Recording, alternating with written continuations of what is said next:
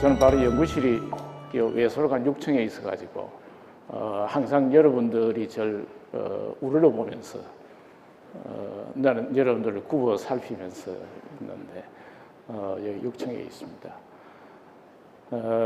지금 이제 아마 이쪽 1학기부터 해왔었겠지만은 연세 신학 100주년 한 몇 년 전에 내가 뭐 시간 개념은 모르겠습니다만은 연세 신학 100주년 한다고 그래서 야 100주년이 뭐냐, 물론 이제 저는 신학을 잘 모릅니다만은 우리 학교의 설립의 이념이 기독교고 그 선교사들이 이 땅에 내려서 교육과 의료 사업을 한 거기부터가 연세 신학의 출발 아니냐. 물론 학문적으로 접근하는 것과 이른바 이 신앙 공동체를 만들어가는 것은 좀 차이가 있겠지만은 신학 100주년 이러지 말고 아예 130주년 그렇게 하는 게 훨씬, 그때 이제 제가 125주년 때였던 것 같습니다. 그때부터 100주년을 준비한다고 그래서 신과대학은 좀 통이 좀 크게, 역사는 해석을 잘하면 되거든요.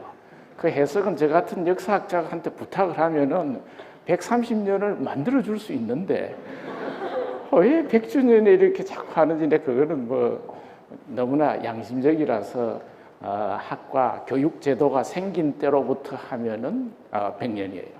근데 그때부터 교육 제도 100년이라고 해서 잘 됐느냐 하면은 신과대학 학생들은 거의 없었습니다. 처음에 1915년에 학교 만들어지고 난 뒤에도 제가 나중에 좀 더 설명해 드리겠습니다만은 그런 의미에서 보면은 우리가 이제 저한테 주어진 사실은 강연 제목이 연세학풍과 연세신학이었는데 제가 신학을 잘 모르기 때문에 조금 강도를 좀 낮추어서 기독교 이렇게 했었고, 제가 이 PPT 자료 말고 이 핸드아웃은 혹시 안 했었지요? 복사 안 했어요? 그래, 신과대학에 돈이 없어가지고 박사를 다 못하시면, 그러면 할 수 없이 여기 있는 것만 가지고 해야 되겠네. 아니요, 안 해도 괜찮습니다.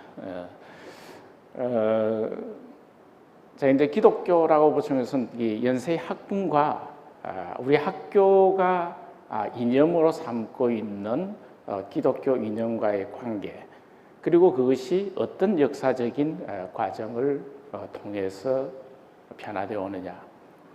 이는 역사를 공부하는 것은 사실은 오늘날 우리가 서 있는 좌표를 설정하기 위해서 그렇죠. 우리가 걸어온 길을 돌아보고 앞으로 우리가 어떻게 할 것이냐. 이게 사실은 역사를 공부하는 가장 기본입니다.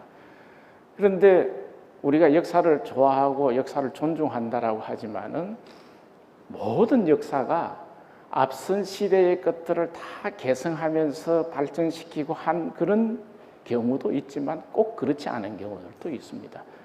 어떤 경우에는 앞선 사람들이 했던 것을 정말 무지막지하게, 그것도 발전이라고 하는 이름으로 최근에 들어서는 했던 것들을 무너뜨리고 자신들의 역사를 새로 만들려 하는 그런 경우들도 있습니다. 그러니까 우리가 역사 앞에서 어떤 의미에 있어서는 기본적으로는 역사 앞에서 겸손해야 된다, 이렇게 이야기하면서도 현실의 자신들의 처지와 이익이 딱 맞물리면 생각이 바뀌어요. 여러분들이 이 130년의 연세대학 역사를 오늘 강의를 듣고는 역사 앞에서 정말 우리의 선배들이 정말 어떠한 과정을 통해서 학풍을 이루어왔고 그 학풍 속에서 기독교가 어떻게 작용을 했겠느냐. 그래서 좀 역사 앞에서 오늘날 우리 좌표, 사실은 조금 겸손해지자라고 하는 취지로 말씀을 드리려고 그럽니다. 사실은 한국 교회사의 역사하고 맞물려 있습니다. 제가 여기는 넣었는지 모르겠는데, 이게 우리 교훈이죠. 잘 보여요? 이 좀 너무 밝아가지고 제가 사실 이런 거 잘 안 쓰는데요. 이거 쓰면은 학생들이 전부 이것만 보고 날 안 봐요. 제가 인물이 그래도 좀 괜찮은데 이거 안 보고 자꾸 이것만 봐가지고 내가 가운데 이것도 쓸 수도 없고 이래서. 근데 이런 우리 학교의 창립기념할 때 85주년 때에 김충현이라고 하는 유명한 서예가가 있었습니다. 그분이 써줬는데 우리가 지금 여러분들 알 거예요. 이제 요걸 했으니까 우리 학교의 교훈 이런 맨날 진리 자유 이렇게 이야기합니다. 다 교회 열심히 다니시고 성경을 많이 하시니까 하겠지만 사실은 진리 자유라고 하는 것만 가지고는 대학을 설명하는 데는 마땅하지만은 이게 대학의 이념으로서의 기독교적인 교육 이념을 하는 데는 좀 부족합니다. 우리 여사님 2% 부족해요. 왜 그러냐면 원래 이 말이 나온 게 이 앞에 있는 것처럼 써야 되죠. 너희가 내 말에 거하고 참 내 제자가 되면 진리를 알지니 그 다음에 진리가 너희를 자유케 하리라. 그런데 우리는 앞뒤 다 떼버리고 무조건 진리와 자유 이렇게만 하는데 적어도 신과대학에 다니는 사람들은 그렇게 표현을 하면 안 될 것 같아요. 그래서 우리가 요한복음의 8장 31, 32 했을 때에 이걸 학교의 교육 이념이 뭐냐라고 했을 때 그냥 진리와 자유 이렇게 하지 말고 앞에 내 말에 거하고 참 제자가 되고 진리를 알게 되고 그 진리가 너희를 자유케 한다. 이러한 의식을 가졌으면 좋겠다라고 하는 생각입니다. 그런데 대부분 이렇게 긴 말을 읽는 건 알지만은 거기에 대해서 참 생각을 잘 안 해요. 그래서 이제 그 점을 하나 명심을 해주시고, 그 다음에 제가 이 신과대학 홈페이지나 이런 걸 좀 연세 신학을 하라고 했으니까 그래도 이 부탁한 데에 따라서 약간은 해야 되죠. 그러다 보니까 연합이라고 하는 것을 제일 강조를 하는 거예요. 그리고 이 신학만 하는 것이 아니라 이 신학과 다른 학문 간의 소통과 융합. 그래서 여러분들 아마 신과대학 선배들 중에 그 신학을 베이스로 해서 다른 일을 하는 많은 사람들이 있을 거예요. 혹시 여러분들 선배 중에 유명한 사람 누구 아세요? 저기 있는 학장님 뭐 이런 사람들 말고 뭐 명계남 이런 사람 신학과 안 나왔나? 또 누가 있어요? 명계남이 누군지도 모르죠. 세대들이 그런 것 같아요. 그래서 그것도 연세 신학을 교육을 잘 시킨 거예요. 신학을 기본으로 하지만 다른 학문과의 소통. 이게 이제 사실은 연합이라고 하는 그 이제 여러분 홈페이지에 보면은 제가 다 해놨는데 어디 쓰나 쓰라. 이거는 제가 그 핸드아웃에는 써놨는데 에큐메니칼한 교육. 근데 이렇게 표현을 합니다. 아까 전에 제가 이 역사라고 하는 것이 앞선 세대를 짓밟고 부수고도 한다고 하는데 참 여기 한 10년, 15년 전에마다 여기 참 조그만하고 아름다운 건물이 하나 있었어요. 이 자리에. 연신원 건물이라고 해서 신과대학이 원래 아펜젤러관에 있을 때 이 연합신학대학원이 있었습니다. 그 연합신학대학원 다 알죠. 왜 우리 학교에 연합신학대학원에 연합이라고 하는 표현이 되어 있느냐. 그래서 그 연합의 뿌리라고 하는 것이 그냥 여기 있는 신학이 하는 사람들이 그렇게 제창한 것이 아니라 역사적으로 보면은 우리나라에 처음에 선교를 시작할 때부터 사실은 이 연합의 뿌리에서 그것이 출발을 했다. 이 연합은 물론 타 학문과의 소통과 융합도 있지만은 아주 좁게로는 기독교의 교파를 넘어서서 제일 먼저 그 교파를 넘어서는 연합의 그 활동을 시작을 합니다. 그게 이제 사실은 우리 연세대학교에 있어서의 기독교적인 뿌리가 어느 한 교파에 속해 있지 않는 그런 특성을 지니게 되는 거죠. 그게 이유입니다. 그래서 이 아펜젤러하고 언더우드 나이가 한 살, 우리는 언더우드만 이야기하지만은 나이가 한 살 많아서 먼저 썼습니다. 이 두 사람은 지금의 후학들이 생각할 때는 굉장히 경쟁자처럼 생각하기가 쉬워요. 왜냐하면 한 사람은 감리교, 한 사람은 장로교, 그 다음에 지금 이제 이분들이 세운 교회가 있습니다. 제일 오래된 교회들이죠. 정동 있는 정동제일교회하고 세문안교회인데, 그 정동제일교회와 세문안교회는 지금도 자신들이 먼저 시작되었다라고 하면서 계속 주장을 해요. 이제 감리교 쪽에서는 자기들이 먼저 시작을 했다. 장로교 쪽에서는 세문안교회가 이른바 조직교회로서 먼저 시작이 됐다. 그렇게 해서 이제 후세에 있는 사람들이 사실은 경쟁을 붙이는 거예요.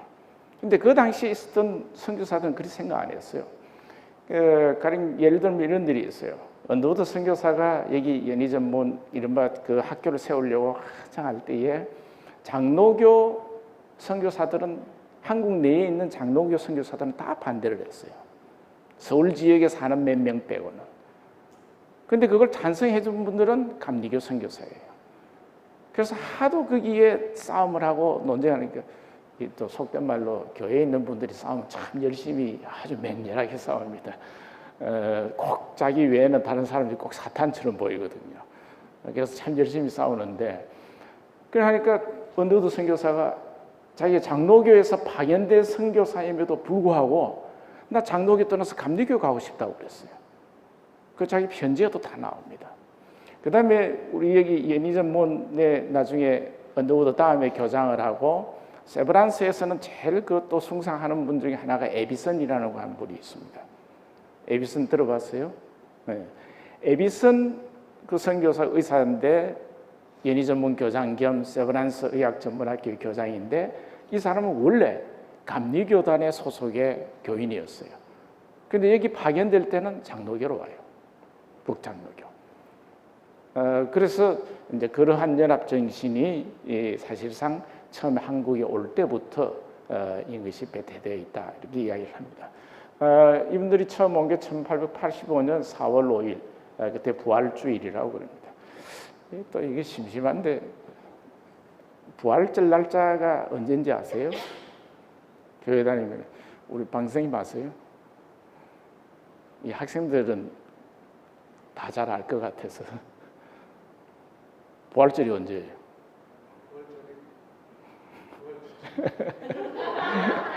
올해 부활절 며칠이었어요?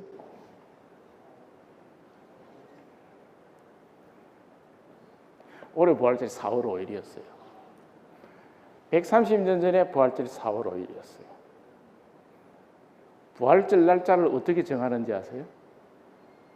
이거 역사 공부하면 재밌는, 이런 거 이제 소소한 건 아니까. 서양의 달력을 처음, 왜 우리가 율리우스 여기니 그레고리 여기니 해서 통일, 로마 시대에 통일을 해 나가잖아요, 달력을. 근데 그 달력을 제정하려고 하는 당시에 있어서 제일 큰 목적 중에 하나는 부활절 날짜를 맞추려는 데 있었어요. 왜냐하면 달력을 다르게 쓰면 부활절 날짜를 여기서는 엉뚱한 날이라고 여기서는 엉뚱한 날이라고. 지금도 우리는 12월 25일 크리스마스라고 그러지만은 그 러시아에서는, 러시아 그 정교력에서는, 러시아력에서는 크리스마스가 1월 달이에요. 그러니까 다르거든요. 그런데 3세기, 4세기 이렇게 오면서 이제 로마가 유럽을 다 통일하게 되니까, 그게 이제 국교되고 난 뒤에 중요한 거는 부활절 날짜를 맞춰야 되겠다.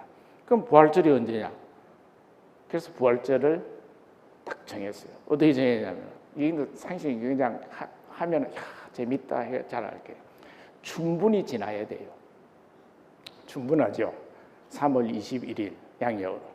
충분히 지난 다음에 보름달이 떠야 돼. 그 다음에 보름달이 지난 첫 번째 주일이 부활주일입니다. 그리고 이 부활절이 바뀌어요. 작년에는 4월 20 며칠이었어요. 이해 안 되죠? 여러분도 심심하면 네이버에 다 찾아보라니까. 내가 말하는 것보다 네이버에 다 있어요. 네이버가 선생님, 내 선생 아니야. 부활절 날짜를 그렇게 정해요. 그런데 130년 전에 4월 5일을 부활주일 날에 그때 처음 내렸습니다. 그래서 이제 올해가 우연히 4월 5일이 부활절이 됐습니다. 그날 내렸을 때에 아펜젤리의 일기에 보면은 아래와 같은 기도가 있습니다.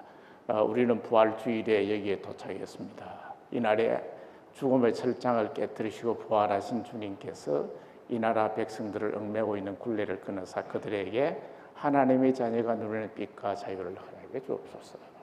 이렇게 이제 기도를 했다 자기 일기에 쓰고 있습니다.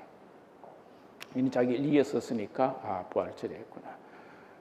근데 이제 그 교회의 그 목사님들이나 설교할 때 이때 와가지고 주로 왜냐하면은 기독교의 한국 전례를 좋게 이야기하려면은 저기 있는 것처럼 있잖아요. 막 어둠, 뭐 철장, 모든 걸 깨뜨린 게 다 기독교다. 이거 하려니까 흑암의 세계를 깨뜨리고 아무것도 없는 데서 깨뜨리고 이러 보니까 그래서 이 땅에 새벽이 오게 했다. 실제로 이분들이 제물포에 내린 것은 오후 시간입니다. 오후 시간에 내린 기도를 또 확대 해석해가지고 새벽에 내린 것처럼 연상을 하게 하는 거예요. 새벽을 열고 아침을 오게 하듯이 이렇게 했다. 이렇게 이야기를 해요. 지금 그런데 이제 어쨌든 부활절에 내려서 한 기도는 저밖에 없습니다. 한때 우리 학교에서 애창을 하던 게 하나 있었습니다. 이게 언더우드 기도라고 하는 거였는데 이거 혹시 보셨어요? 언더우드 기도가 있습니다. 뭐 아무것도 보이지 않습니다. 뭐 해서 이것도 이제 보니까 정말 그래서 이게 언더우드가 이 땅에 내렸을 때 했던 기도다 이렇게 이야기를 했는데 실제로 이건 언더우드 기도가 아니고 우리가 왜냐면 역사하는 사람 좀 정확하게 해야 되니까 이는 양아진이라고 하는 이 정연이라고 하는 소설가가 쓴 소설에 나오는 겁니다. 내가 그때를 상상해서 언더우드가 이렇게 기도를 하지 않았겠나 이렇게 했던 게 언더우드 기도인데 요 사이는 조금 근데 이걸 아시는 분들도 많아졌는데 처음에는 우리 학교에서조차 언더우드 기도 해가지고 탁 해서 특히 신과대에 있는 스님들이 많이 그러셨던 것 같아요. 특히 이제 세문안 교회에 있는 분들 언더우드 기도가 보면은 정말 미지에 아무것도 없는 눈에 보이는 것이 아무것도 없습니다. 뭐 암흑의 세상. 사실은 우리 역사 공부하는 사람들은 굉장히 싫어하는 표현 중에 하나입니다. 우리가 이야기하듯이 반만년 아니면 4,000년, 5,000년 동안 열심히 이루는 역사를 매번 와가지고는 아무것도 없이 뭐 굶주리고 어둠의 세상 이렇게 이야기하는데 우리 그럼 역사 공부 어떻게 되는 거야? 여러분들 고등학교 배울 때 국사 공부할 때 얼마나 열심히 배웠어요. 근데도 이제 그런 식으로 표현하는 게 많아요. 근데 이제 언더우드 기도라고 하는 것도 많이 하고 있습니다만은 이제 그 정연이라고 하는 사람의 소설에 나오는 거니까 그것도 그냥 상식적으로 알아두는 것도 괜찮겠죠. 이 신과대학에 재정도 넉넉하지 않은데 복사까지 시켜가지고 요 강의하고 있으면은 뭐 중요한 거 있다고 필기도 하고 사진도 찍고 이래서 제가 그것도 하지 말라고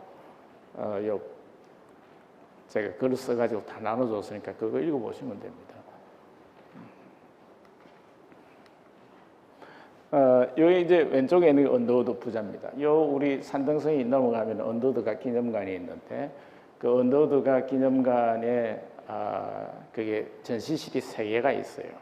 그 하나는 1세 H.G. 언더우드, 우리가 흔히 아는 원두라고 있고, 그 다음에 아들인 H.H. 언더우드, 원한경입니다. 그 다음에 이제 3세인 원이란 그세 그 첫 번째 방에 들어가면은 왼쪽에 있는 사진 옆에 원한경을 없애고 옆에 서서 사진 찍으라고 다 해놨는데 아무도 사진을 안 찍는 것 같더라고요.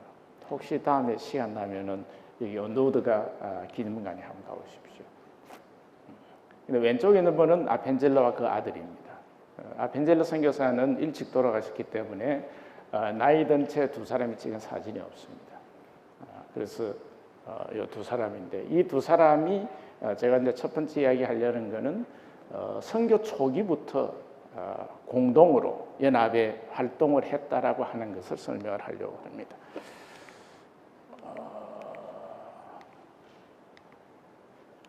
아닌데. 우리나라에 선교사가 파견이 된 것은 1885년 4월 5일 날 처음 오는데 그 이전에 여러 몇 가지 선교가 가능했던 사건이나 혹은 그것을 이 배경들이 있습니다. 아마 우리가 넓은 의미에 있어서 한국 교회사를 한다라고 하면 천주교 수용하고도 다 같이 이야기하는데 천주교는 처음 들어와서 굉장히 많은 박해를 받았습니다. 근데 기독교는 들어와서 한 번도 안 받았어요. 그거는 이제 정세에 따라서 그렇습니다. 1880년대에 들어오게 되는데 1880년대에 조선 정부에서는 이제 이게 그 당시하고는 정세 세계를 보는 눈이 달라집니다. 그 세계를 보는 눈 어디냐? 서양의 문명을 수용해야만이 되겠다. 이게 당시 조선 정부의 판단이었어요. 그럼 조선 정부에서 서양을 받아들이면서 수용을 해야 되겠다. 어떻게 할 망이냐? 선교사를 들어올 수밖에 없어요. 그런데 선교사가 들어오면은 조선 정부에서는 기독교는 안 된다는 거예요. 공식적으로는 그래요. 그래서 여기에 들어오는 사람은 뭐냐? 종교를 선교하는 사람들이 아니라 처음에 허락을 해준 것은 의료 사업과 교육 사업을 하는 것은 허락을 해주겠다. 그러니까 오는 사람들은 선교사 이런 이름으로 오는 것이 아니라 의사, 교사 이렇게 들어옵니다. 언더우드 선교사 교사의 신분입니다. 그다음에 아벤젤러 선교사도 교사였습니다. 그래서 이 교사의 신분으로 들어와서 할 수 있는 이게 이제 학교 교육과 하나는 의사로서의 의료 사업입니다. 그걸 가능케 해줬던 사람이 김옥균이었습니다. 예, 여러분들 갑신정변 알죠? 그래서 갑신정변 김옥균이 이제 주선을 해서 고종이 허락을 해줍니다. 그래서 1880년대에 아마 여러분들 고등학교 배울 때에는 동도, 서기 이런 거 배웠죠. 동도, 서기. 동도니까 유교는 절대 부정할 수가 없어. 유교를 부정하지 않으면 기독교는 안 되는 거예요. 그런데 서양의 기술은 받아들일 수 있다. 이게 조선 정부의 기본적인 정책입니다. 그래서 의료와 교육 사업, 그다음에 농업 기술, 그다음에 광산 기술 이런 것들은 허락을 해주겠다. 그게 이제 조선 정부의 정책입니다. 그렇게 해서 이 땅에 선교사들이 어쨌든 교사의 신분이지만은 들어올 수가 있었던 거죠. 그래서 이제 이분들이 이제 들어와서 여기 있는데 이걸 파견하는 과정은 이렇습니다만은 감리교도 파견을 하고 장로교에서도 파견을 합니다. 이게는 뭐 한국 교회사 이야기니까 여러분들 나중에 지금 되게 몇 학년이에요? 전공 시간에 한국 교회사 배우겠지요. 그때 배우십시오. 근데 이제 제일 먼저 들어온 선교사는 알렌이라고 하는 겁니다. 우리 저 학교에 가면 이제 광해은, 알렌 뭐 이렇게 이야기하는데 상해에서 파견되어서 의료 활동을 하고 있다가 그게 적응을 뭐 힘들어서 한국으로 오겠다. 그래서 이제 선교본부에서 허락을 해줍니다. 그래서 84년도에 들어와 있어요. 그다음 85년도에 아펜젤로와 언더우드 선교사가 들어옵니다. 84년도에 들어와 있는데 우리나라에 큰 사건이 납니다. 그게 이제 갑신정변인데 이 갑신정변과 관계되는 사람이 민영익이라는 사람이 있습니다. 이게 이제 보빙사라고 하는 건데 보빙사 들어봤죠? 1883년도에 1882년에 미국과 수교를 맺고 그다음에 미국이 바로 공사를 파견을 합니다. 미국의 입장에서 조선에 공사를 파견한다라고 하는 것은 조선을 동등한 외교 국가로서 인정을 한 겁니다. 그래서 조선 정부 굉장히 좋아했어요. 왜냐하면 그 당시는 청나라에서 계속 종속 관계를 이야기하거든. 자기들은 종국이고 우리는 속국이다. 그런데 미국이 인정해 준 거예요. 그래서 미국에 그에 대한 보답으로서 사절단을 파견을 합니다. 그걸 보빙사라고 그럽니다. 그 보빙사를 이끌고 갔던 사람이 민영익입니다. 여기 가운데 있는 사람이 민영익입니다. 요거는 고등학교 교과서에도 실리는 사진이에요. 봤을 거예요. 요 민영익인데 크게 초상화 저렇게 생겼어. 혹시 누구 닮았다고 생각 안 들어요? 이 나이 드신 분들은 몰라. 이 학생들은 하면 금방 알 건데 에릭을 닮았다고 그래요. 좀 닮았어요?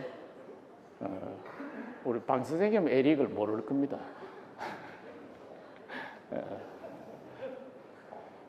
그래서 한때는 민영익 치면은 에릭의 전생 이렇게 나왔어요.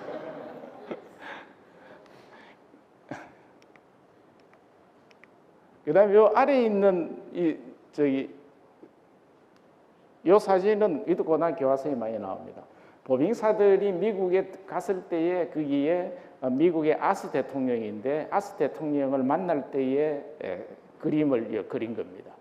우리나라에 있는 사절단들은 이 미국의 대통령이 임금이니까 큰절을 하고 미국 대통령은 악수하려고 나오다가 큰절을 하니까 엉거주춤 서가지고 있는 이제 아주 상이한 서양과 동양 문명의 만남의 현장입니다. 그래서 이제 이것도 당시에 우리나라 사람들이 미국 가서도 이 도포 가 쓰고 이렇게 다니면서 이제 저런 식으로 한 거죠. 그러니까 서양 사람들 볼 때는 굉장히 이제 신기한 구경거리가 있으니까 저런 것도 신문에 내고 그랬겠죠.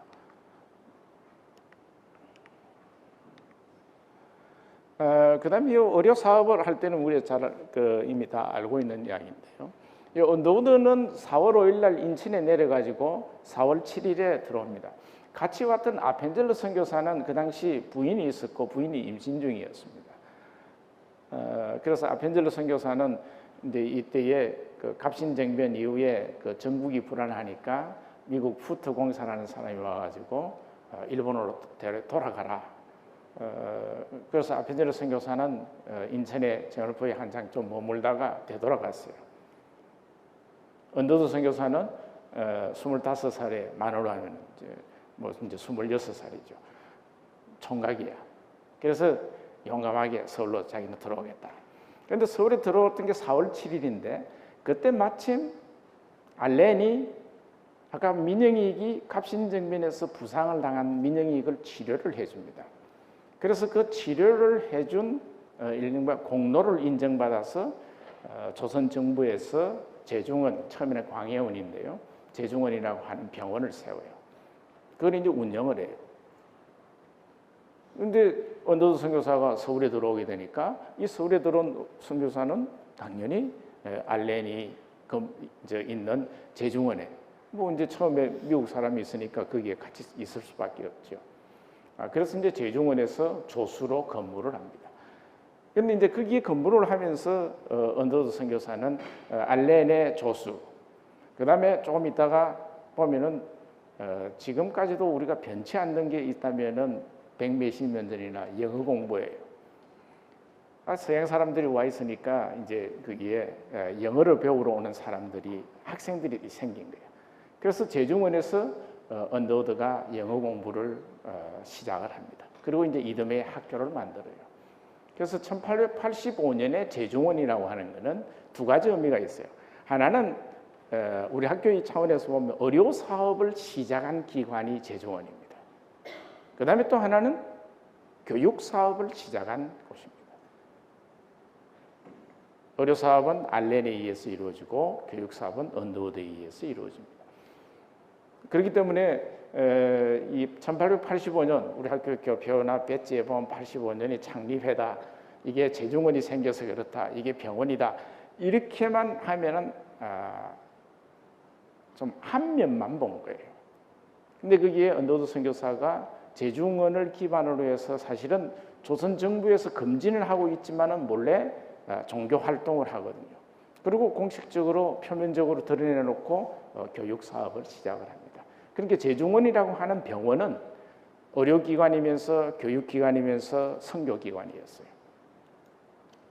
처음에 아까 봤던 스크랜턴 감리교 선교사들도 처음 오면은 제중원에 와요. 그래서 몇 개월 근무하다가 자기들이 병원을 따로 만들어서 나가요. 그래서 뭐 시병원, 나중에 보구여관 뭐 이렇게 나오는 것들은 다 이 감리교의 병원들인데 처음 왔을 때는 다 제중원에서 근무를 했어요. 그래서 이제 제중원이 스크랜턴의 경우에도 그러다라는 게 써놓고요. 그 다음에 여기 이제 교회와 선교 활동을 할 때에 아까 제가 말씀드린 대로 이 제중원에서 활동을 하는데 이때 교회 활동과 선교 활동은 북장로교, 북감리교 선교사니까 각각 한다 그렇지 않습니다. 이때 처음부터 물론 환경 자체가 열악하니까 그럴 수도 있지만은 처음부터 공동으로 합니다. 우리나라에서 이제 이 교회 이제 기독교의 이 선교 과정 속에서도 최초의 세례식 그것도 언더우드 선교사와 아펜젤 선교사가 같이 합니다. 그 언더우드 선교사가 주관을 하고 아펜젤 일기에도 보면 그리 써놨습니다. 내가 그것을 도와주었다. 영광스럽게도 그 세례하는 것을 도와주었다. 그렇게 써놨습니다. 그 다음에 성찬식, 그 교회의 예식 중에서는 아주 중요한 그것도 이 두 사람이 함께 공동으로 집전을 합니다. 그래서 그뿐만 아니고 그 당시 이제 이 서양 사람들이 오면은 전국에 마음대로 돌아다닐 수가 없어요. 항상 가려면 허가를 맡아야 돼요. 그게 이제 일종의 지방으로의 전도 여행인 셈인데 선교사 입장에서는 그 전도 여행을 물론 독자적으로 가기도 하지만은 따로따로 갑니다. 저희 따로따로 가기도 하지만 두 사람이 같이 서북지방 평안도 쪽에 같이 여행을 하는 거죠. 그래서 그러한 모든 작업들이 다 공동으로 이른바 연합의 정신에 의해서 추진을 해나갔다. 그렇게 한 기록들이 다 나와 있습니다. 그 다음에 여기에 보면은 이죠 문서 사업. 이 문서 사업이라고 하는 건 이제 성경을 번역하는 건데 이 성경 번역 내가 나중에 사진이 나올 겁니다만은 이제 그 전에 이 교계 예양이라고 하는 걸 씁니다. 여기 보면 교계 예양이 있죠. 이 교계 예양 들어보셨어요? 선교사들이 이제 숫자가 자꾸 많아지니까 미국에 있는 각 교파들, 그 다음에 호주, 캐나다 이런 교파에서도 전부 다 선교사를 파견을 합니다. 그러니까 한국 내에 선교사들이 와가지고는 우리 교인의 숫자는 얼마 되지 않은데 선교사들이 와서 서로 경쟁을 하거든요. 그러지 말자. 그래서 선교사들끼리 모여가지고 선교를 할 수 있는 지역을 분할을 했습니다. 예양이라고 하는 것은 그 글자 그대로 하면 예의로서 사양한다는 거예요. 양보해 주는 건데 지역을 나눕니다. 그래서 지역을 나누어 가지고 지도에서 다 표시를 합니다. 여기 이런 건데요. 이 색깔별로 이렇게 좀씩 차이가 있죠. 이쪽은 감리교들이 합니다. 그 다음에 여기 함경도 지역은 카나다 장로교에서 합니다. 카나다 장로교. 그 다음에 이쪽에 경상남도 부산 지역은 호주 장로교입니다. 이게 달라요. 그 다음에 여기 가운데 있는 경상북도 지역은 하고 강원도 남쪽 이쪽 경상북도 지역은 북장로교에서 합니다. 언더우드 선교사가 속해 있는 것은 북장로교입니다. 그 다음 북장로교에서 또 많이 있는 게 관서지방 평안도 쪽입니다. 그래서 이쪽에 이제 북장로 그 우리나라에서는 그때부터 이상하게 장로교가 미국에서는 별로 힘이 없는데 우리나라에서는 제일 이제 힘이 있는 게 장로교라고 그러죠. 그래서 이 장로교가 그다음에 호남 지역은 남장로교에서 합니다. 미국에도 북장로교, 남장로교 지금은 합쳐져 있는데 남북 전쟁 할 때에 장로교에 둘로 나누어져서 남장로교, 북장로교가 되었어요. 감리교도 그래요. 북장로교, 남장로교.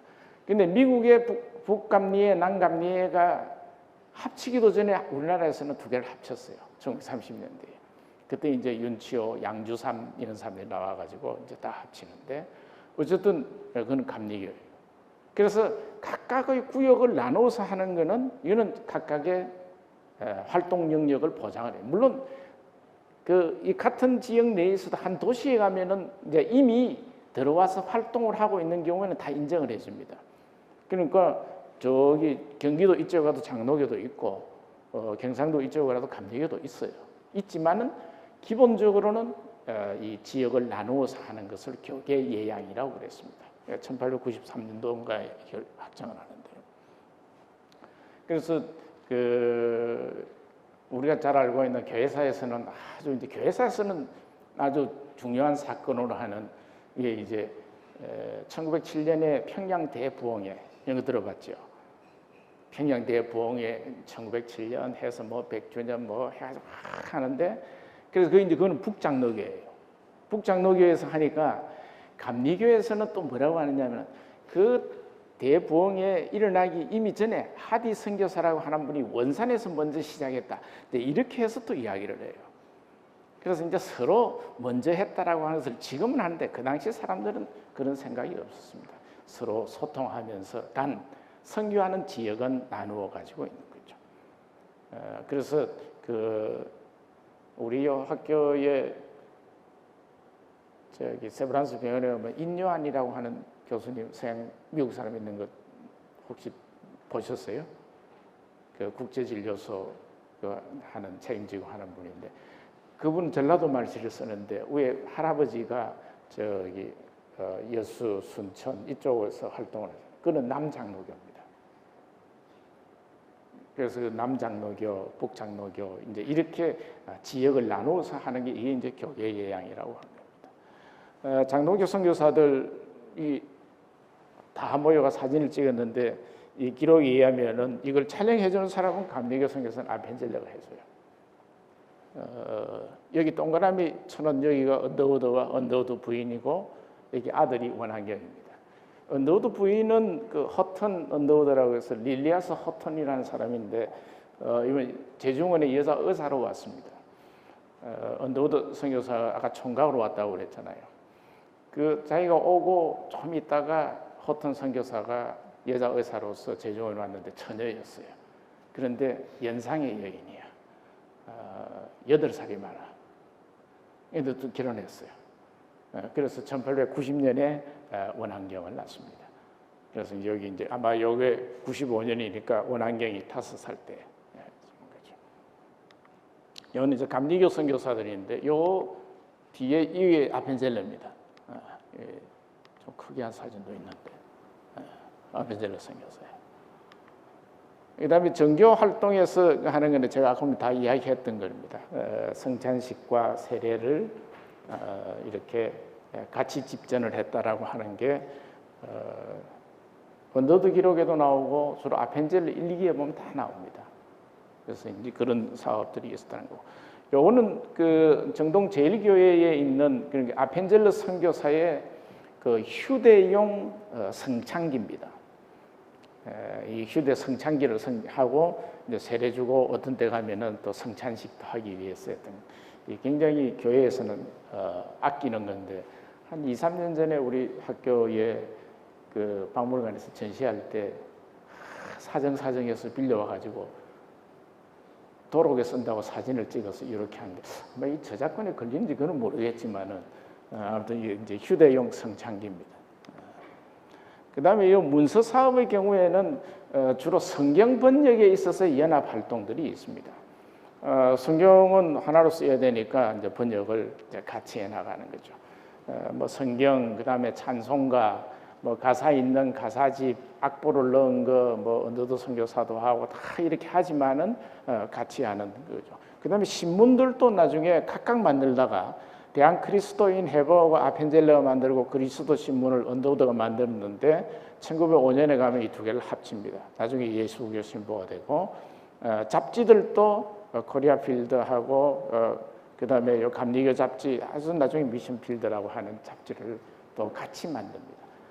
그래서 장로교, 감리교라고 하는 것을 뛰어넘어서 활동을 한 이게 사실은 연세대학을 만들 수 있는 교회 연합의 힘입니다.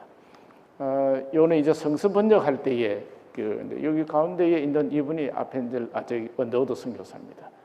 항상 사진에 게일이라는 사람인데 이 게일이라고 하는 사람은 나중에 경신학교 교장도 하는 사람인데 사진에 보면 항상 정면을 찍은 사진이 잘 없어요. 그래서 항상 다른 데를 쳐다봐. 아마 앞에 아마 여기도 게일이 어디 있으면 어디 먼데 보고 있는 사람일까? 요 사람일까요? 꼭 다른 데를 쳐다봐요. 이제 게일이라는 사람도. 여기 이제 신약 성경 이게 1902년 4년부터 이제 쓰는데 이 신약 전서라고 하는 책에 보면은 이 위원회에 사인을 다 합니다. 여기 레이놀드라는 사람이 보이고 여기 언더우드 있죠. H.G. 언더우드.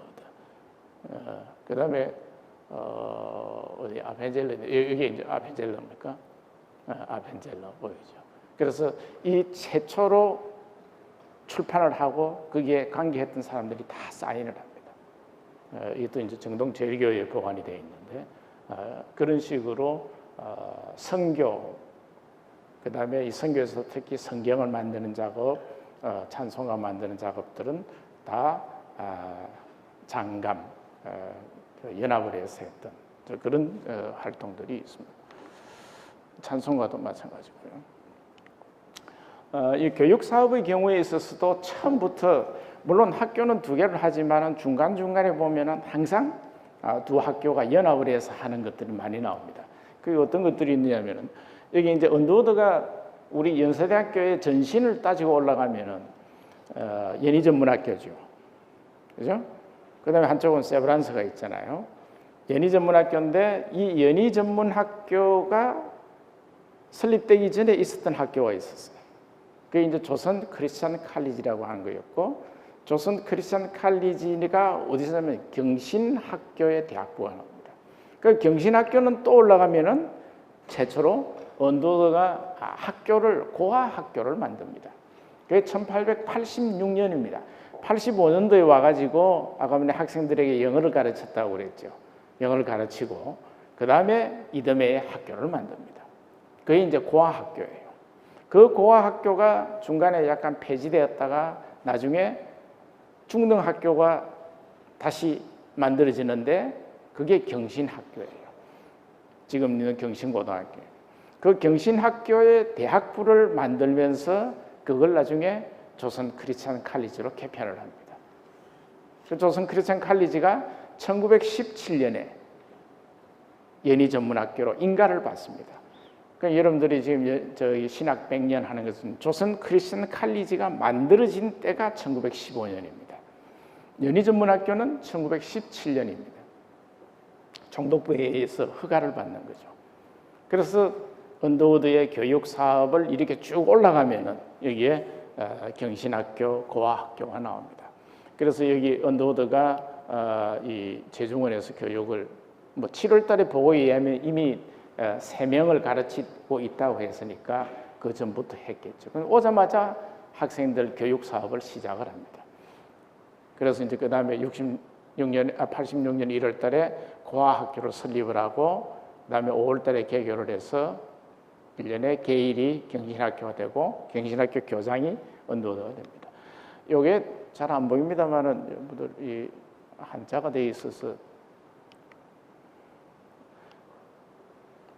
왜 재중원을 연세 교육을 시작했다라고 하느냐면 이 문서에 보면 딱 그대로 나와 있습니다.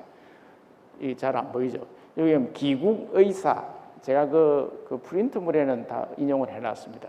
기국의사인 안년, 이게 알렌입니다. 그 다음에 헤론, 그 다음에 원더구, 언더우드 세 사람이 이렇게 되어 있습니다.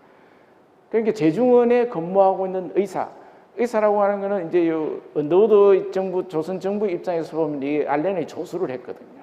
그러니까 아마 재중원의 기국에, 미국에 있는 기국의 의사 이 세 사람이 고아학교를 신청을 했다는 거예요. 그 언더우드뿐만 아니라 재중원에 있는 의사들까지 알렌과 헤론이 공동으로 학교를 신청을 합니다. 그래서 허가를 받은 게 고아학교예요. 그 고아학교를 언더우드가 책임지고 경영을 하는 거죠. 그래서 그 당시에 일반적으로 부를 때는 그것을 언더우드 학당이라고 불렀습니다. 근데 누가 다음에 또 다른 사람이 하면 밀러라고 하는 사람이 할 때는 그걸 민노아 학당이라고 하고 그렇게 이름이 바뀌어갑니다만은 그거는 고아학교입니다. 고아들이 어떻게 생활한다 이런 기록도 다 나와 있습니다. 아침에 몇 시에 일어나고 무슨 공부를 하고 이런 것도 그 언더우드 부인이나 이런 사람들이 다 되어 있습니다. 그래서 여기 이제 이 자료가 규장가 있고 이게 그 정동에서 그 처음에 경신 고아학교를 시작했을 때의 사진입니다. 여기 이제 고아원 규칙이 지금 남아 있고요.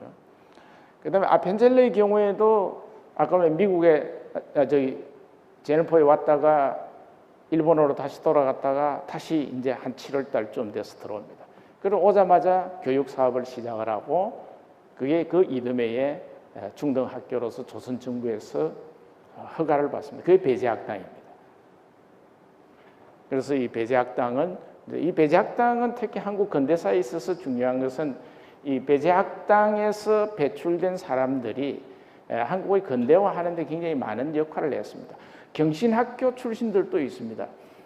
우리나라가 일제시대 때에 미주 지역을 근거로 해서 독립운동을 했던 가장 대표적인 두 사람, 한 사람은 안창호고 한 사람은 이승만이죠. 이승만은 배제학교 출신이고 안창호는 경신학교 출신입니다. 경신학교는 훨씬 전에 그 언더우드 학당 출신입니다. 안창호. 그래서 한 4, 5년 전에 안창호에게 연세대학교 명예 졸업장을 줬습니다. 어쨌든 올라가면은 우리 학교 전신이니까. 그렇게 해서 이 두 사람에 의해서 배출된 한국 근대화에 끼치는 사람들도 있고, 특히 배제학당 출신들은 여러분 잘 알고 있는 독립협회 운동을 하는데 굉장히 중요한 역할을 많이 했습니다. 그래서 이 사람들이 만민공동의 협성에 이런 것들을 하는 거죠. 이게 이제 초창기 배제학교의 모습이고요. 그 다음에 우리가 조선 크리스천 칼리지라고 하는 것을 만들 때에 그 과정들이 쭉 있는데, 그 과정에서 제일 중요한 것 중쯤은 하나 뭐냐면, 아까 전에 제가 설명했잖아요. 언더우드가 대학을 만들어야 되겠다라고 신청을 하고 활동을 하니까 장로교회에 있는 선교사들이 반대를 했어요. 근데 지역적으로는 어디냐면, 아까 전에 교계 예양 중에 장로교가 제일 센 지역이 어디냐면 평양 지역입니다. 근데 평양 지역에 있는 선교사들이 언더우드 활동할 때 반대를 했어요. 왜 반대를 하냐? 서울은 사악한 곳이라는 거예요. 그 다음에 이미 평양에 좋은 학교가 있고 잘 교육이 잘 되고 있는데 뭐하러 서울에 또 만드느냐? 그게 뭐냐면 평양의 숭실학교였습니다. 그 숭실학교의 대학부가 일찍 생깁니다. 그리고 이 숭실학교는 한국 내에 아무튼 기독교 계통에는 거기 대학부가 제일 먼저 생기니까 감리교 선교사들도 거기 가서 교사로서 활동을 했습니다. 숭실학교의 대학부에. 그래서 그 숭실학교도 평양 유니온이라고 썼어요. 유니온 크리스천 칼리지예요. 그래서 이제 연합으로서 이렇게 하고 있었는데 언더우드가 서울에 만들어야 되겠다. 물론 서울도 만들고 평양에도 있어도 좋다. 그런데 서울에 만들어야 된다. 그런데 언더우드가 생각하는 교육관이 차이가 있습니다. 평양에 있는 선교사들은 주로 기독교 교인들을 상대로 해서 대상으로 해서 교육을 하고 기독교 지도자를 키워야 되겠다. 이게 이제 거기 있는 마펫이라고 하는 사람이 있는데, 이제 그라면은 여기 있는 언더우드 선교사는 일반 사람들을 상대로 해서, 꼭 교인이 아니라도 된다. 일반 사람들로 상대로 대학 교육을 시켜야 된다. 이렇게 하는 기본적으로 교육 간의 차이가 있습니다. 그래서 아주 경론을 이렇게 한국 내에서 투표만 하면은 언더우드가 져요.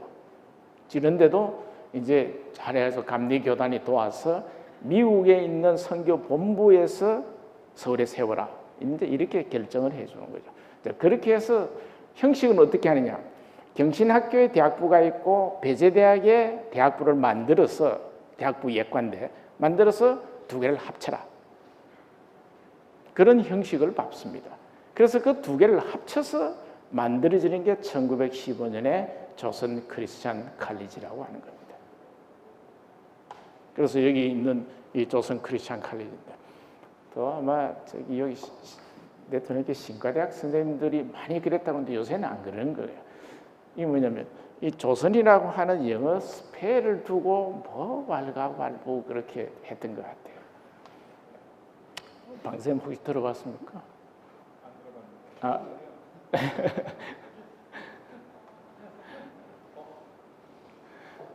우리 이제 좋게 해석을 하면은, 이는 해석이야, 사실이 아니고. 해석을 하면은 선택된 이라고 하는, 그래서 철자를 이렇게 했을 것이다. 그렇게 여기 옛날에 여기 계시던 원로 선생님들은 다 그렇게 설명을 했어요. 선택된 사람들의 기독교 대학이다. 그런데 사실은 이거는 조선을 일본식으로 발언하면 조센입니다. 만약에 이게 선택된 의미로서 처음부터 조선을 CHOSEN으로 썼다면은 해방되고 나서 영어 스펠을 바꾸면 안 돼요. 여전히 CHOSEN을 써야 되는데 해방되자마자 CHOSUN으로 바꿉니다. 그거는 이제 근데 어쨌든 여기서는 뭐 꿈보다 해몽이 좋으니까 여기 아무튼 이제 해석은 그렇게 했다고 그러죠. 이제 그렇게 해서 만드는 게 조선 크리스천 칼리지라고 하는 겁니다. 이게 1915년입니다. 근데 여기에 만들기 전에 이미 요 위에 보면은 경신과 배제의 2년 동안 중학교를 같이 운영을 합니다.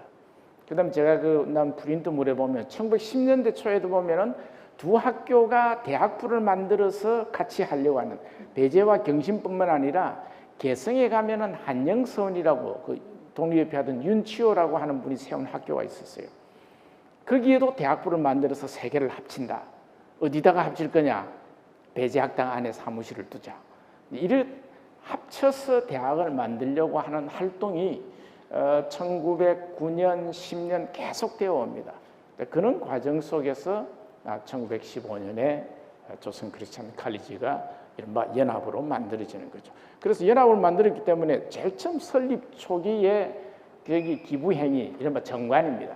그 정관에 보면 학교의 재단이 그냥 사립 연희전문학교 재단이 아니고 항상 여기 뭐라 했냐면 기독교 연합재단이라고 해놨습니다. 세브란스도 마찬가지죠. 연합의학교에서 세브란스 연합의학교에 사립 세브란스 연합의학전문학교 항상 연합을 넣습니다. 그래서 감리교, 장로교를 합해서 연합. 그래서 그 역사적 맥락 속에서 이제 우리 학교에서도 연합신학대학원이라고 하는 게 그런 의미의 연합입니다.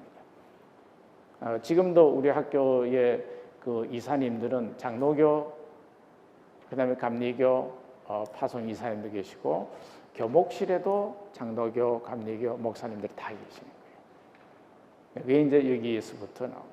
지금 우리 건물 중에서도 언더우드관, 그다음 저쪽에 아펜젤러관 있잖아요. 우리 저기 장로교 언더우드인데 왜 저기 아펜젤러관이 있느냐? 그것도 이제 미국에 있는 감리교회에서 기부를 해서 건물을 짓습니다. 그래서 아펜젤러를 기념하는 건물을 짓는 거죠. 그래서 거기에 연합의 정신이 우리 학교 속에 있습니다. 이제 그런 의미에서 여러분들이 신과대학의 교육도 항상 이 연합이라고 하는 것을 제일 먼저 강조를 하는 겁니다. 그 다음에 이제 제가 조금 더 이제 그 다음에 그 제목에 있었던 것처럼 연세 학풍과 기독교라고 하는 건데 이제 연희전문학교에 이후에 우리 학교의 학풍이라고 하는 것이 도대체 어떤 모습이 되느냐, 그게 기독교와 어떤 관련이 있느냐. 아까 지금은 제일 처음 보여줬던 것처럼 진리와 자유라고 하는 개념으로서 명시가 됐는데 진리와 자유라고 하는 개념이 명시되어 나온 것은 해방 이후예요. 정확하게 언제부터 진리와 자유가 나왔는지는 제가 이렇게 기록을 봐도 알 수가 없어요. 기독교 정신이라고 하는 것은 계속되어 나오는데 이걸 대표하는 개념으로서의 진리와 자유를 우리 학교의 창립 이념과 이제 이른바 근학의 이념과 교육의 지표, 이른바 교훈처럼 한 것은 정확하게 알 수는 없어요. 그런데 연희대학교 시절에도 보면 진리 자유가 되어 있습니다. 나중에 우리가 확인할 수 있는데요. 일제시대 때의 학풍이라고 이름할 수 있는 연희전문학교 차원에서 공표를 한 것이 있습니다. 이게 1932년도에 학교 그 보고서에 있는 건데요. 여기 이제 본교 교육 방침이 있습니다. 거기 보면은 본교는 기독교주의 하에 동서고군 사상의 화충으로 뭘 가르치냐면 문학, 신학, 상업학, 수학, 물리학 및 급 화학에 관한 전문 교육을 실시하여 그다음에 종교적 정신의 발전으로서 인격의 도야를 기하며 인격의 도야를 독실한 학구적 성취, 그다음에 학문의 정통, 실용. 그 이거는 밑에 뒤에 거는 뭐냐면은 학문도 가르치고 실용 학문을 가르치겠다는 거예요. 실용 학문. 근데 그 앞단계는 뭐냐면은 동양과 서양의 고금이죠. 오래된 것과 새로운 것을 화충이라고 하는 것은 요사이 안 쓰는 말인데 일종의 요사이식으로 하면 융합이에요. 이제 여러분들이 그 신과대학의 교육 목표처럼 되어 있는 그 다학문과의 융합. 이것도 이제 일종의 화충. 마음속으로부터 합한다라고 하는 게 화충이라고 하는 겁니다. 요사이 안 쓰는 말이에요. 마음속으로부터 화합하는데 이게 이제 절충을 하는 거죠. 그러니까 동양과 서양, 여기에서 이제 우리가 연희 전문부터 지금까지 내오고 있었던 연세대학의 중요한 교육의 뿌리가 하나는 서양에 있어서의 사상이에요. 서양의 사상을 누구보다도 직접 배우는 통로가 연희 전문학교였어요. 왜냐하면 서양 선교사들이 직접 와서 가르치니까. 아마 여사에 와서 영어 교육의 비율 뭐 이런 거 따지지만은 연희 전문학교 시절이 지금보다 더 높았을 거예요. 한국인 교수는 별로 없어요. 그런데 외국 교수들이 직접 영어로 가르치는 거예요. 물론 한국말로 하기도 하지만은 영어로 가르쳐요. 영어 교육을 하는 거죠. 그래서 일제시대에 나와 있던 그 잡지나 이런 데 보면은 연희 전문학교 출신들은 영어를 잘한다라고 하는 게 정평이 나 있어. 여러분들하고는 달리. 잘한다. 그래서 뭐냐면 신촌에 살고 있는 강아지도 짖을 때는 바우 짖는다. 그 당시 사람들이 이제 평가하는 거예요. 그 정도로 이제 연희 전문학교 출신들은 영어를 잘했다는 거예요. 근데 이거는 이제 선교사들이 직접, 그러니까 서양의 사상과 학문을 직접 배울 수 있는 통로 이건 거예요. 근데 그것만 하느냐? 연희 전문학교는 여기 동양의 오래된 것과 화충을 한다고 그랬잖아요. 동양의 오래된 것, 그 당시에서는 동서 이렇게 표현했지만은 일제하에서. 근데 실제로 이것은 조선입니다. 조선의 문화를 가르치는 거예요. 그래서 연세대학교 이렇게 하면은 항상 연세대학교는 국학이 뛰어났다라고 그랬습니다. 그래서 국학 하면은 우리 요 건물 좀 더 요 앞에 내려가면은 홍희섭, 뭐 어떤 분인지도 모르죠. 그 홍희섭이라고 훌륭한 연희 전문 출신의 역사학자가 있었습니다. 그다음에 이 문과대학원 외솔관, 위단강, 지금 저 경정대 공사 때문에 어디로 가셨는지 모르지만은 김윤경 선생 흉상이 있었습니다. 뭐 어디 또 다시 출연하시겠지. 예. 그다음에 지금 또 동상 어디로 가셨는지 몰라. 그걸 통괄해서 지도하는 문과 과장이 있었어요. 그분이 뭐냐면 용재 백낙준이었습니다. 옛날에 이 도서관 앞에 근사하게 앉아 계시다가 이 백양로 공사 때문에 어디 가셨어. 외출을 하셨는데 지금 어디로 돌아왔는지 모르겠어요. 새로 어디 아무튼 뭐 어딘가는 또 돌아오시겠지. 이게 연세대학교의 교육의 학문에서 국학이 나오는 거예요. 바로 이 국학이 나올 수 있는 뿌리가 여기 있는 거예요. 동양과 서양이잖아. 고근, 가까운 거는 서양의 근대 사상이 많다면은 동양은 오래된 것. 이걸 서로 화충하는 게 연희 전문의 학교 교육 방침이에요. 그러니까 그걸 뭐냐면 여기 있는 문과, 신학, 상업, 이 상업이나 이런 것들이 지금 이제 상경대학에 그거지만은 상과, 이는 실용학문이고 수학, 물리, 자연과학 이런 것들을 가르치는 것이 연희 전문이었다. 그렇게 학교 스스로 학교의 교육 방침, 즉 학풍을 천명을 합니다. 이게 이제 1932년에 나와 있는 겁니다. 이 연희 전문학교 이 시절에 쓰던 교기입니다. 이 교기가 이것도 못 읽죠. 이게 연전이라고 하는 글씨입니다. 연전. 그다음에 월계수 이파리가 있고 여기 이제 십자가가 돼 있고 그다음에 연희 전문학교 이렇게 깃발이 있었습니다. 연희 전문학교 쓰던 깃발 지금 우리 박물관에 남아 있습니다. 그런데 이 깃발도 우리 학교에 들어온 게 6년 전에 우리 학교에 들어왔어. 왜냐하면 학교가 가지고 있던 걸 우리가 보관 못하고 없어졌어요. 이게 일제시대 말기에서 해방 직후까지 쓰던 연희 전문학교에 해방이 되고 나서 바로 연희대학교가 되는 게 아니라 대한민국의 법령에 의해서 대한민국 법령이 아니라 미군정청의 법령에 의해서 종합대학을 설립하는 법령이 생깁니다. 그때 비로소 연희대학교가 됩니다. 그게 이제 연희대학교라고 하는 이제 종합대학. 그때 종합대학이 신청해가지고 3개가 됩니다. 고려대학교, 이화여자대학교, 그다음에 연희대학교. 서울대학은 조금 늦게 돼요. 종합대학교 위원회에 의해서. 이화여자는 이화여대, 연희전문은 연희대학교. 그런데 하나 배신한 학교가 있어. 보성전문 이러다 갑자기 이름을 고려대학교 이렇게 해버린 거예요. 그리고 이제 단과대학들, 조그마한 대학들이 마구 생깁니다. 초급대학이나 단과대학들. 그래서 우리나라의 대학들은 경성제대 빼고는 해방 이후에 다 생깁니다.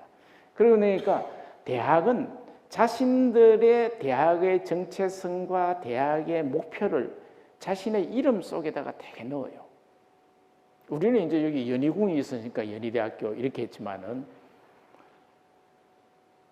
해방이 되고 나서 새로운 국가를 세워야 되겠다. 그럼 새로운 국가를 세우다고 하니까 그 당시 대학을 만드는 사람들이 제일 좋아하는 글자가 나라 국자였어요.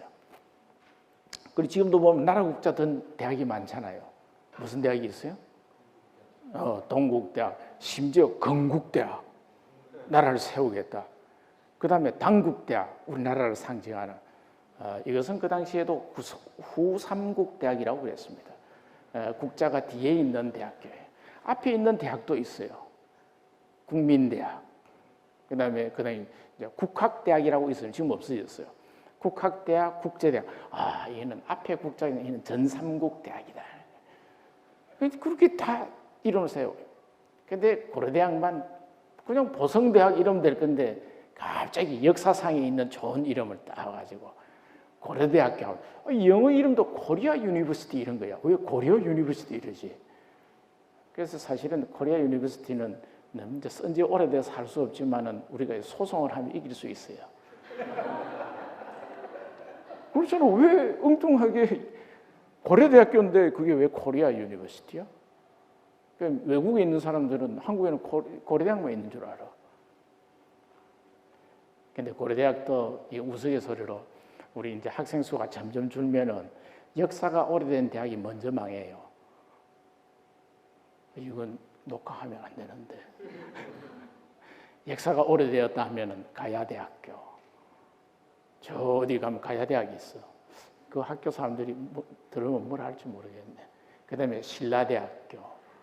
아니야, 백제대학교 먼저 망하겠지. 신라대학. 그 다음에 고려대학이 망하게 돼 있어. 고려대학이 망하고 그 다음에 광주에 있는 조선대학이 망할 거야.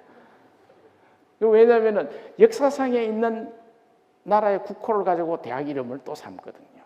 그 다음에 지역 이름. 크게 보면 3가지밖에 없어요. 자기 이념을 드러내든지 역사상의 이름, 그 다음에 거점으로서의 지역. 지역도 넓은 걸 하고 싶어 해요. 여기 연희대학 말고 또 재밌는 이게 또 에피소드인데 아까 전에 언더우드의 대학 설립을 끝까지 반대했던 게 어느 지역이라고 그랬어요? 다 잊어버렸어. 어느 지역의 선교사들이 반대했다고? 평양 지역, 이제 그 평양에 있던 학교가 숭실이었잖아. 그 6.25 때에 내려와서 저 상동에 숭실대학이 됐어요. 근데 이 숭실대학이 하다 보니까 대전에 있는 남장로교 계통의 학교가 하나 있어서 이름이 대전대학교였어요. 그래서 역시 우리도 학교는 이 합병에 의해서 몸짓을 키우자. 그래서 숭실대학교와 대전대학교는 남장로교 학교였어요. 합쳤어요. 그래서 이름을 숭전대학교라고 그랬어요. 그래서 70년대 이때는 다 숭전대학, 순정대학, 상도동 캠퍼스, 대전 캠퍼스 이렇게 한 거야. 그래가지고 숭전대학 하다가 나이 드신 분들은 숭전대학 들어봤을 거야. 여러분들 처음 들어봤지? 그런 게 하나라도 배우는 게 있어야지. 오늘 그거 하나 배웠네. 숭전대학이라고 하다가 야 이게 안 되겠다. 다시 헤어지자. 그래서 다시 또 학교가 분리됐어요. 그래서 서울에 있는 숭전대학은 다시 숭실대학으로 되돌아갔어. 근데 대전대학은 돌아가려다 보니까 대전대학이 하나 생겨버린 거야. 그 사이에. 대전이라고 하는 이름이 얼마나 좋아. 그 대전대학 못 들어가고 이 사람들은 할 수 없이 다른 대학이 됐어. 그 이름이 한남대학교예요. 지금 한남대학은 그래서 대전대학교였는데 못 돌아가고 된 거야. 근데 지역 단위의 큰 대학들은 다 국립대학이에요. 근데 대전대학은 사립이야. 그래서 국립대학이 대전에 대학을 만들자 해가지고 세우려니까 대전대학은 이름을 못 쓰잖아. 그래서 이름을 한밭대학이라고 그랬어요. 대전을 한밭이라고 그랬으니까. 이제 저기 경상도에 가면은 사립대학 중에 왜냐면 그 도 단위에서 국립대학을 만들 때에 서울하고 부산은 그 인근에 있는 지역까지 다 합쳐서 국립대학이 하나 된 거예요. 서울과 경기도 지역은 서울대학, 부산과 경남 지역은 부산대학 이랬는데 경기도 지역에는 경기대학이 빨리 재빠르게 사립대학이 하나 생긴 거예요. 그 다음에 경남 지역에도 경남대학이 사립대학이에요. 경남대학이 사립대학 되니까 이제 부산이 직할지대가 완전히 떨어지니까 행정구역이 다르잖아요. 그래서 경남 지역에서도 우리도 국립대학을 세우자. 그런데 경남대학은 마산에 있는 사립대학이야. 그래서 할 수 없이 그 사람들이 경상대학이라고 그랬어. 그게 진주에 있어요. 이 대학의 역사는 한국의 정치의 역사예요. 근데 대학의 이름 크게 지어야 돼. 그래서 서로 이거 하면은 저 대구에 가면은 대구대학인데 그 사립대학이야. 근데 원래 대구대학교의 전신은 한국산업사회대학이었어요. 그래서 줄여서 한사대 이랬는데 갑자기 대학을 종합대학 하면서 대구대학 이렇게 한 거예요. 근데 거기는 경북대학이 있으니까. 근데 이제 대구도 대구, 지금 울산은 국립대학이 새로 생겼잖아요. 자기가 광역시가 되면 이제 대학을 세우는데 뭐 이제 아무튼 대구 쪽에도 그 국립대학을 세우고 싶을 건데 오늘 경북대학은 경북 지역이다. 근데 대구 시내 안에 있어 경북대학은. 이제 그래서 이제 뭐 아무튼 이 국립대학 논의가 나오다가 요새 안 나옵니다만은 아무튼 뭐 그런 대학 이름에 그게 있어요. 그리고 아무튼 연희대학교를 잘 세웠어. 근데 이 깃발에 보면은 재밌는 요걸 보고 이걸 보고는 이 깃발이 1941년에서 45년 아니 44년까지 사용했다가 해방 직후에 사용했다라고 하는 것을 금방 알았어. 이 깃발이 어떻게 돌아왔느냐 하면 거기가 6.25 전쟁이 여기가 격전지였어요.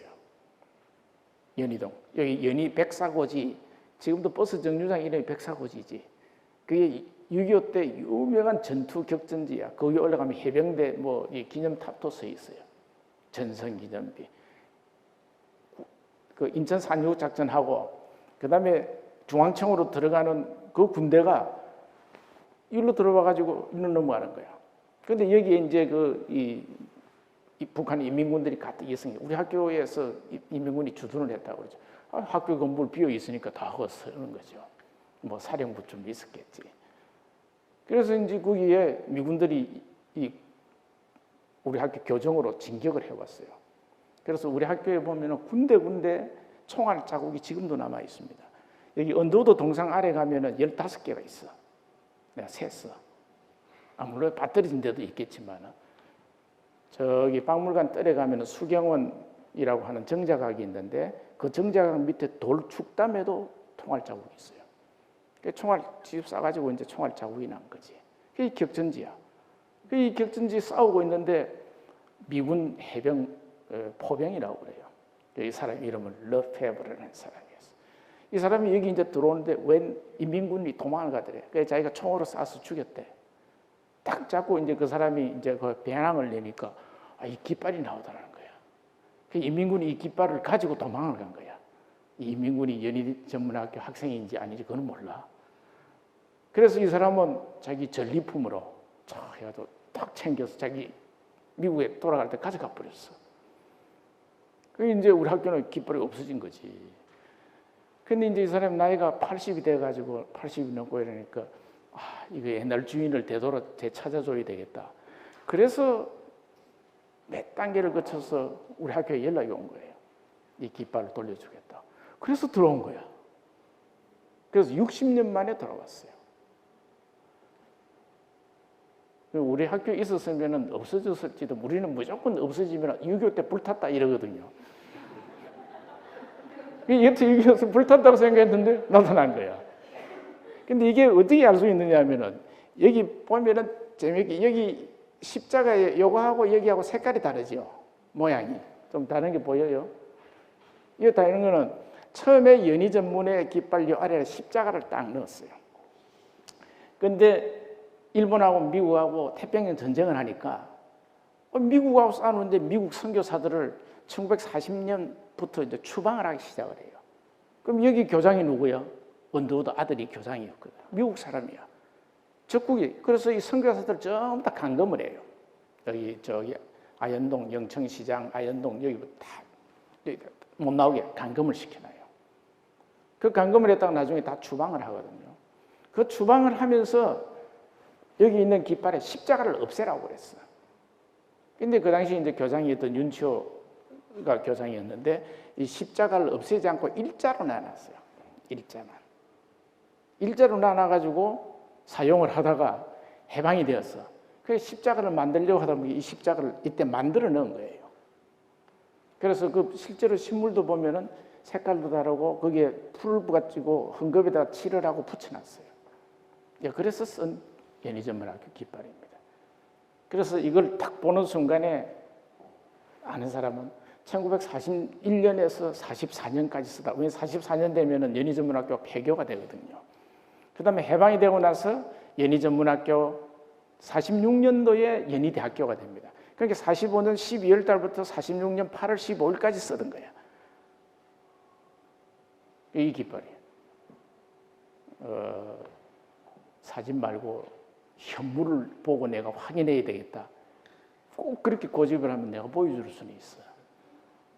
근데 꼭 그런 사람은 없더라고요. 내가 몇 번 이야기해도. 이 깃발. 근데 이게 아까 진리자유 했지만은 이게 연세대학교인데 여기 연세대학교가 이 재밌는 건 이게 잘 안 보이네. 지금 연세대학교의 영어 명칭은 여기 있는 것처럼 연세 유니버시티잖아요. 연세. 근데 아까 전에 연희전문학교의 영어 이름 뭐라고 그랬어요?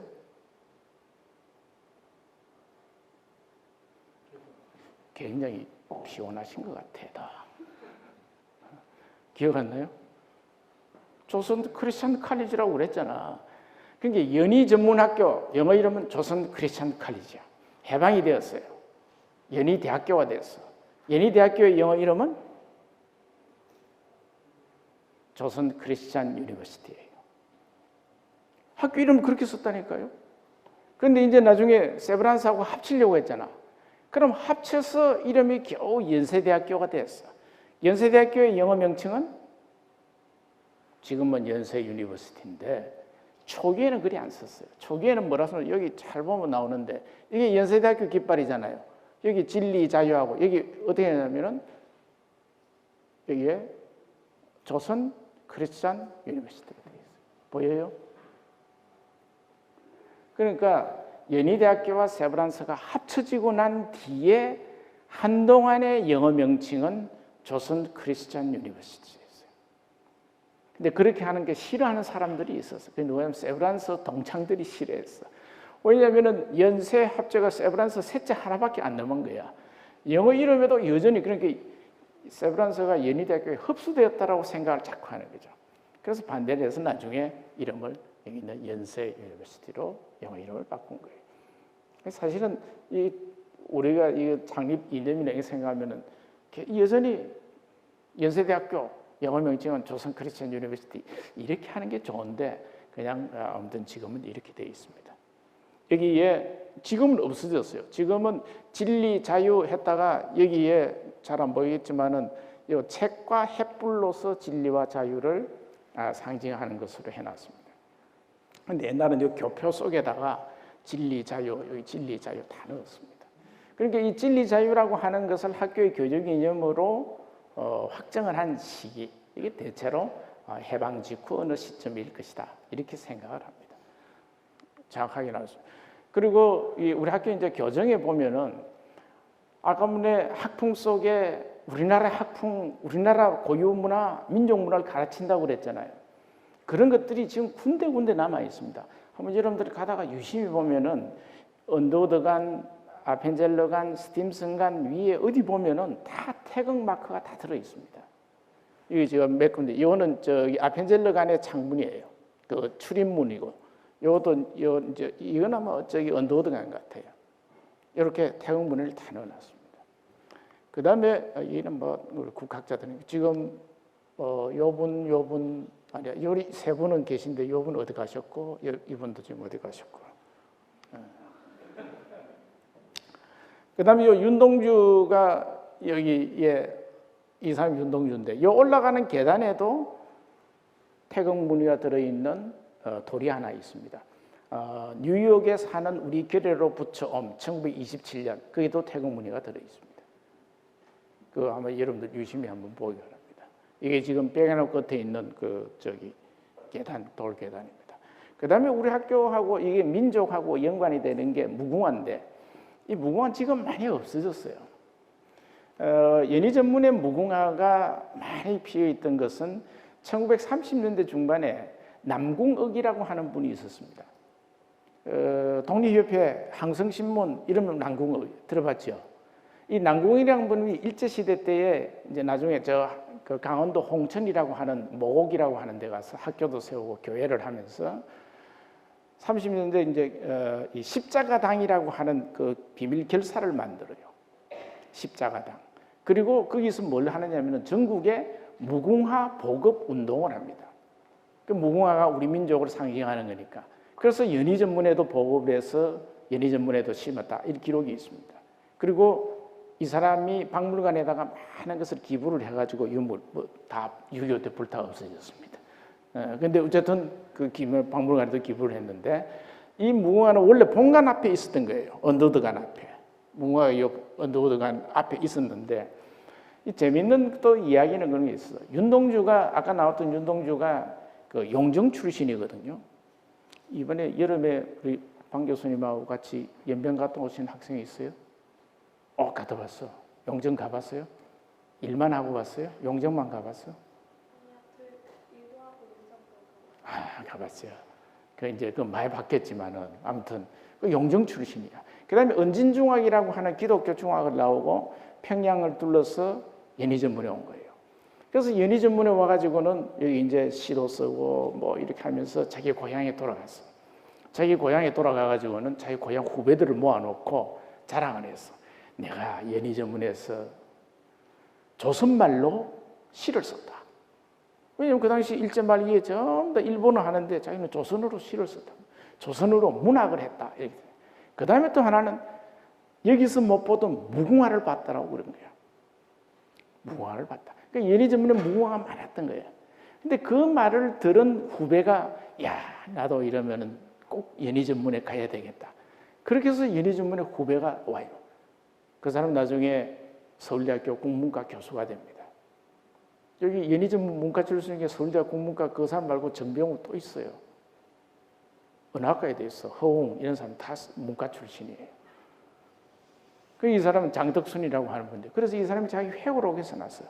자기가 윤동주 선배한테 들은 그 연희전문에 무궁화가 많았다는 거예요. 근데 그 무궁화가 본관 앞에도 많이 있었는데 어느 여름에 비가 많이 오던 해에 지나서 나중에 보니까 다 베어버렸어. 좀 썩었대. 그래서 내가 이게 어떤 무궁화인 줄 알고 배웠느냐 화를 했더만은 무궁화를 다시 심어야 되겠다고.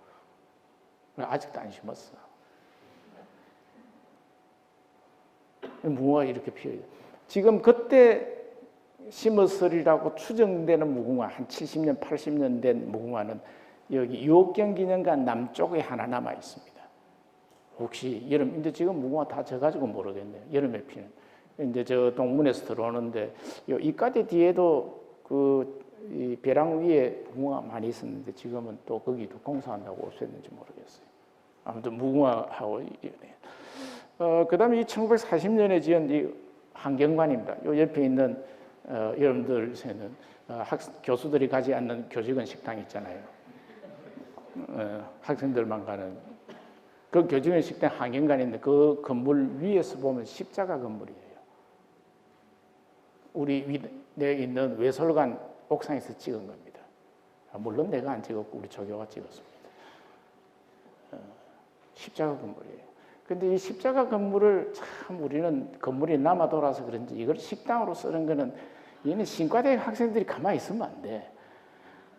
역사 공부하는 사람이 좀 다른데 하자라고 해도 별로 말을 안 들어. 내가 힘이 없어가지고. 물론 먹고 사는 게 제일 중요한 일이지. 일용할 양식을 주셔야 되니까. 근데 이 십자가 건물이 옛날에 이 신과대학도 좀 이거 뭐 세미나도 썼어요. 근데 지금은 식당으로만 쓰고 있죠. 그래서 이는 십자가 건물의 의미대로 요 가까운 데 있으니까 앞으로 이 연세대학교의 신학과 기독교 이념을 좀 할 수 있는 그런 데로 활용이 되었으면 좋겠어요. 예, 환경관이. 그 다음에 제가 하나만 마지막으로 이야기하고 마치겠습니다. 아까 전에 연세의 교육 이념 이런 것들이 처음에는 동서고금 사상의 화충이라고만 했는데 해방이 되고 50년대, 60년대에 가면은 이 학문이 굉장히 전문화돼요. 그렇잖아요.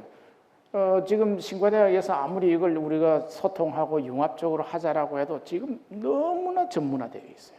옛날에 선생님들 중에는, 신과대학 교수님들 중에는 정말 신학을 베이스로 해서 다른 데하고 열심히 소통하려고 했던 교수님들이 많이 계셨어요.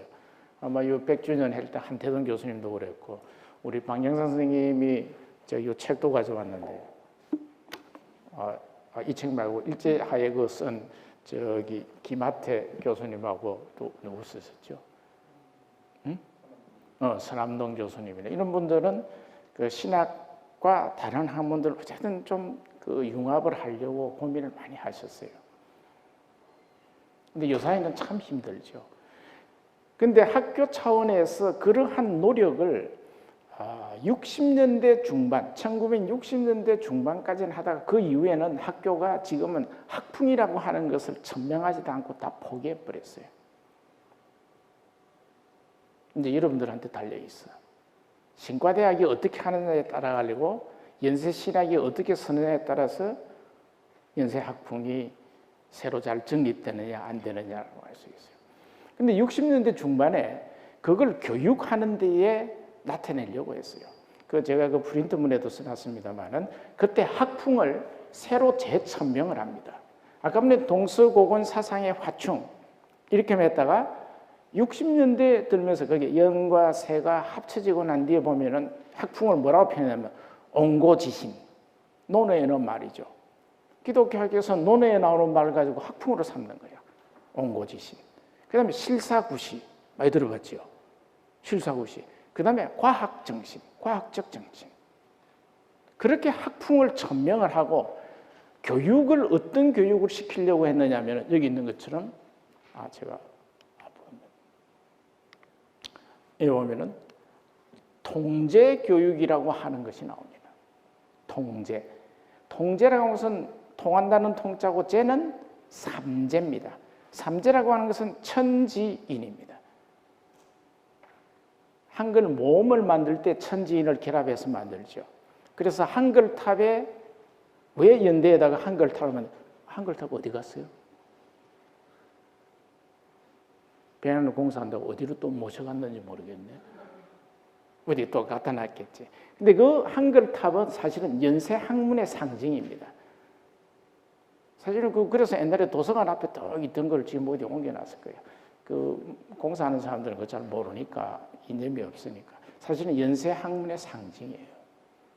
천지인을 가지고 한글의 제자 원리를 학문에다가 한 거죠. 그게 통제교육입니다.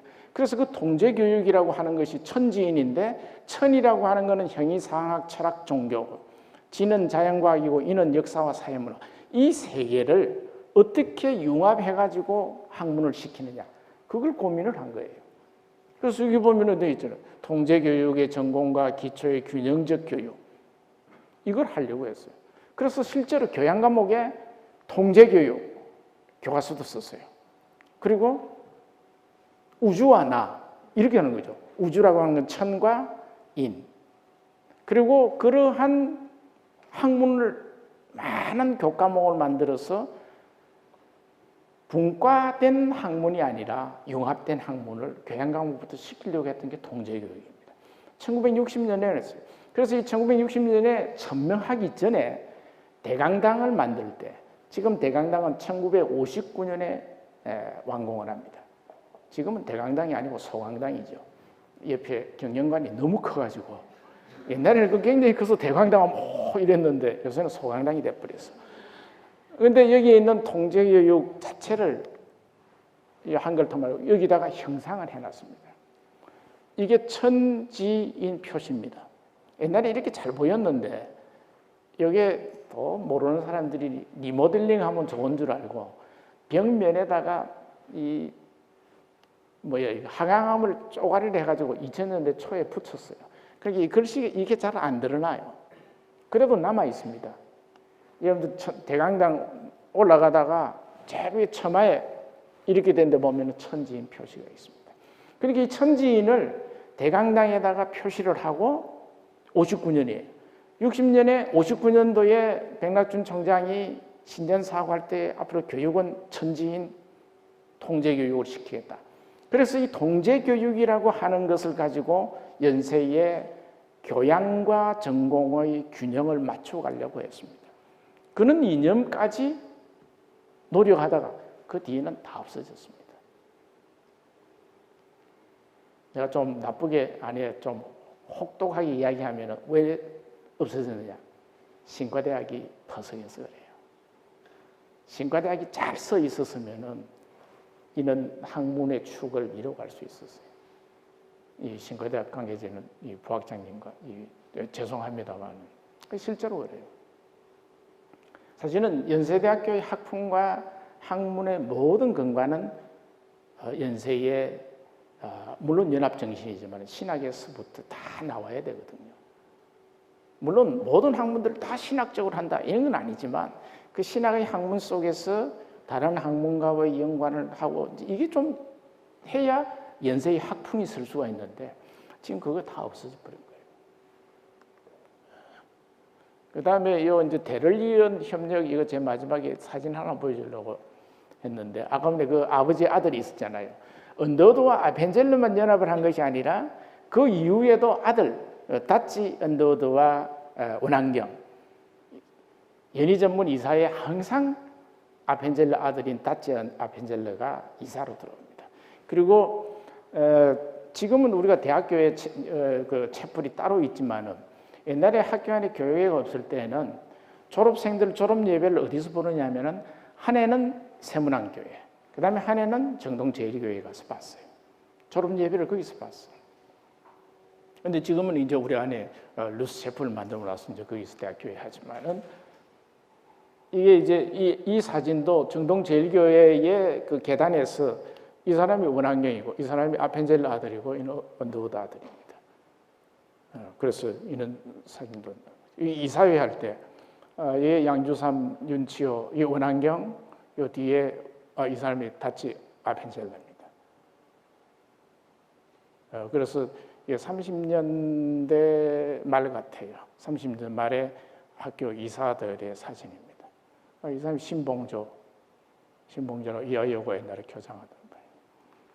항상 이렇게 같이 한 거죠. 그래서 제가 처음에 말씀드렸던 것처럼 우리나라 초창기의 그 기독교 넓은 의미에서 신학의 역사가 언더우드와 아펜젤러의 사실은 연합 활동으로부터 시작이 되어서 그 결실이 교육에 있어서는 사실은 조선 크리스천 칼리지고 연세대학이에요.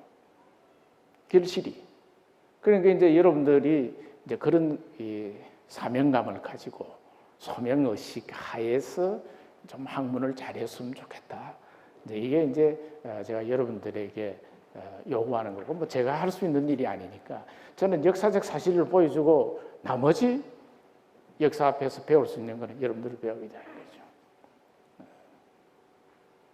그래서 우리가 연합이라고 하는 것을 이야기하는 왜 교파를 넣으면서 연합? 그는 초창기 한국 기독교의 특징이기도 하고 우리 연세대학의 학교 교육의 특징이기도 하고 아까 보면 연합 다 기독교 해서 이사들도 다 합쳐서 나오고 또 그것은 핵심적으로는 연세대학교 신학에 있어서의 특징이기도 합니다. 그리고 이제 그것이 바탕이 되면서 각 학문들이 서는 학풍이 수립이 되거든요. 그래서 이제 그런 의미에서 이 앞으로 연세대학교 학풍을 세워나가는 것은 아까 전에 제가 말씀드렸던 것처럼 여러분들이 어떻게 하느냐에 달려 있어요. 위에 있는 세대들에게 배울 게 없으면 아까 역사는 앞 세대를 가감히 짓밟으면서도 넘어가야 됩니다. 나는 짓밟지 마시고 다른 분들은 짓밟으십시오. 이상 제 강의를 마치겠습니다.